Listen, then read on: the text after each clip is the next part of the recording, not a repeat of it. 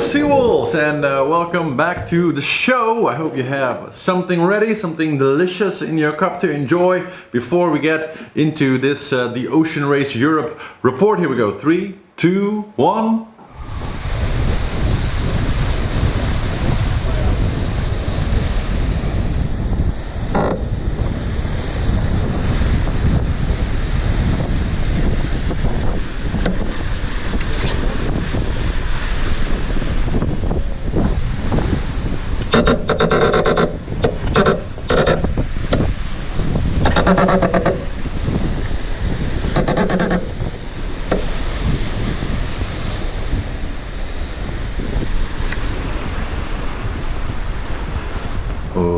Always the best way to start every show. So we are about a little bit over 24 hours, something like 36 hours into the race. The first 24 hours there really wasn't much to report, as actually luckily I guess in a way we have no major damage of any type reported, which was very different in the Vendee Globe, if you guys remember, and everything seems to be going really well. Of course the start was an extremely light wind, so we saw a little bit of tacking and jibing, a little bit of strategizing there, but it wasn't too super spectacular or anything like that.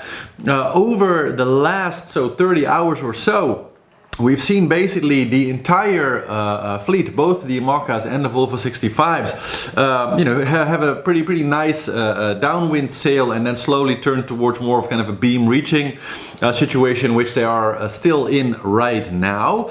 And pretty light winds overall, so 10 to 12 knots more or less, boat speeds of between basically 10 and maybe 14 knots or so. But a lot of work, because in those light winds, that's especially the situation. Like if you have plenty of wind, then it's mostly what you do, and adjusting, fine-tuning, pressing that extra half a knot of extra speed out, of course, is very significant. But you really have something to work with. Let's say you have enough wind to work with, which is nice.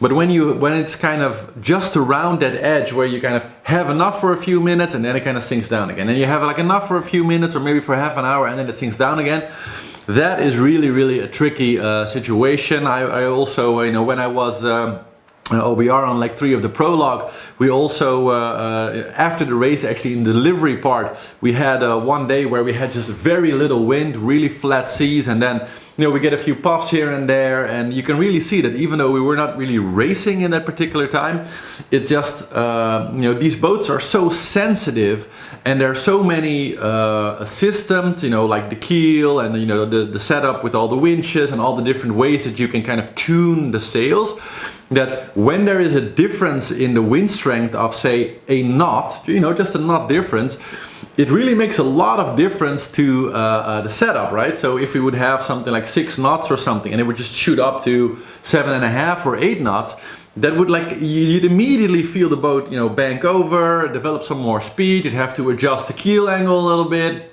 People would start to draw in the sails a little bit more, open them up a little bit more, or bring them down a little bit more. And so with having pretty variable winds, we can be pretty sure that for the last 30 hours or so, the teams have been working mightily hard. And it's been a real tough start in that sense, just not so much wind to work with, similar to how the Vendee Globe started actually as far as wind conditions, because they also had a really tough 24 to 36 hours with just very little wind. Now, however, which is kind of the reason that I thought, wow, good to make another report today, because if you actually look at where the fleet is now, so we'll get into the actual positions of all the different teams in a minute here, but if we just look at the overall fleet right now, let me bring you into the screen here, you can see that they're still very close together, first of all. So the conditions have been pretty steady, and of course some of the teams, many of the teams have been in better positions and then fallen down again, or come up a little bit, fallen down again. And so to me that means that there is still, because the wind is so low, also a bit of the lady luck factor going on right now, because in a situation like this, they're basically so close to each other, still within like several miles for the most part. Like the leader and the last boat are quite some miles apart now, but most of the boats are like within a mile and a half from several other ships. And so that means that in very light conditions, if you have 3 or 4 good puffs, that could mean that you will, overtake whoever's close to you again, and then if they get 2 or 3 good puffs, they might overtake you again. So it's really searching, and it's that kind of unique sailing blend of you have to get a little bit lucky. That is a real factor in kind of light situations like this. On the other hand, most of them have actually a spotter up in the mast in light conditions like this to kind of check, the horizon for kind of wind on the water and kind of moving, from puff to puff, or finding areas where there's a little bit of wind where they can get a little bit of an advantage over their competition.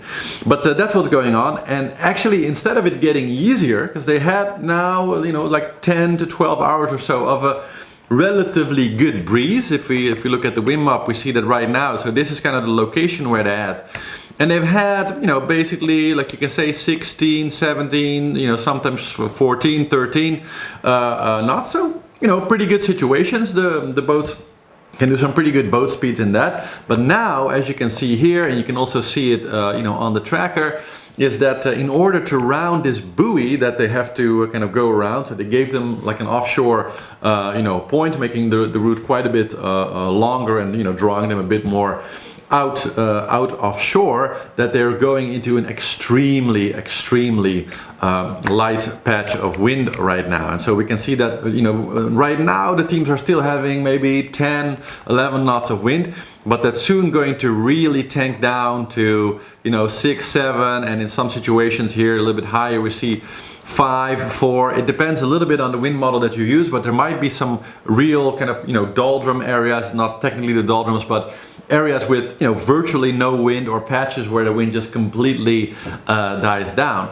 And so that means that with the whole field being still relatively close together, anything can really happen, both in the Imoca group and in the VO75 group. Of course, the leaders will enter this light patch first, but it means that they have probably another 24 to maybe 36 hours of intense struggle sailing ahead, because the light wind conditions in the beginning is one thing, but in an offshore situation where you have more, potentially some waves still over from previous days, and then very light winds, that means, more of a chance for kind of uncomfortable situations at sea. It's never really, too comfortable to be at sea with almost no wind. But it's also very tough, because in those light conditions you really want to take advantage of every puff, and that means no real chance of sleep. And so they've already been kind of light sailing for a long time. They've had 10 hours of relatively good sailing, I guess, which means that you can kind of get a little bit more into rotation, and the guys on deck just have enough wind so they can manage everything. They don't have to do so many major resets where they need lots of people on deck to constantly rummage around with all the different systems. But now, going back into this very light situation, that means more people on deck all the time. That means that whenever you get a puff, it looks like actually this wind is also quite variable in direction. So that may mean that sometimes, you're on one tack and there's just no wind, and then suddenly, you see a patch, but it's actually in quite a different direction, but you could ride it. But it means you have to make a quick tack and, kind of make use of that. All this type of situations can kind of occur in this really low wind field there. And so that means a lot more work, a lot less sleep time, again, a lot less rest time, again, because every time you make a tack or change the direction in a major way, that means that both the people outside and inside the boat have to start moving weight around inside the boat in order to optimize everything for whatever new direction to the wind they're on, which is, a lot of work. And so, the next probably 24 to maybe 30 hours is going to be very tough for the team. So let's look at the leaderboard for a second. So we see in the Volvo 65 that it's actually not that surprising to me that the Mirpuri Foundation has quite a good lead, 1.2 nautical miles right now on the next team, which is Akzo Racing. And you know, on the one hand, of course, they did pretty well overall, taking the lead quite fast, falling off once and then regaining it again. But one of the things that really significantly different with the Mirapuri Foundation is that they're the only boat that has brand new sails, because most of the other Volvo 65s, they do have one new sail, which is the A4, I guess, which is new to all of them, but that's not really a sail for this particular situation that they're in right now, so I don't think they're using it right now.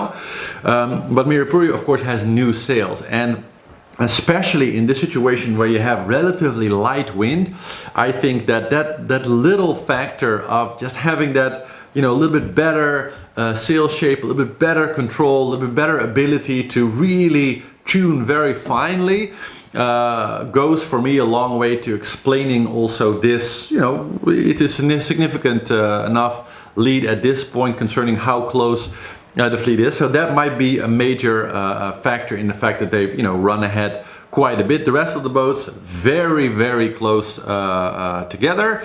And so we see Akzo Racing in 2, Poland in 3, and Childhood in 4, Ambersail 5, and Viva Mexico in 6. And I think that's, you know, very, very reflective of what we saw in the prologue also. There it was, of course, mostly Childhood versus Poland in the lead. But yeah, I think in a way, of course, Akzo didn't participate in the prologue. Same for the Mirapuri. So you know, with the newer materials, it's kind of explains that for me at least. And then we have the Imoca fleet, where we see that Linked Out now took the lead. We saw Chorum, of course, in the lead for a while. We saw Bureau Valet fall back quite a bit, but they are actually, you know, gained some miles again and fought their way now to the 3rd position, which is interesting, especially since Chorum kind of has a unique thing for this particular race, because all of the boats, the skipper and the team spend most of the time inside, right? That's a real big difference between the Volvo 65s and the Imocas, because the Imocas are, well, they have a capability to go so fast, right? Over 30 knots, going towards 35 knots, clocking top speeds. And it's just kind of really unsafe and almost impossible at those speeds to be outside. So they really need that enclosed, protective cockpit where, you know, we saw during the Vendee Globe that the sailors basically spend, you know, 95% of their time inside, really only going on deck, you know, when they need to for sail changes.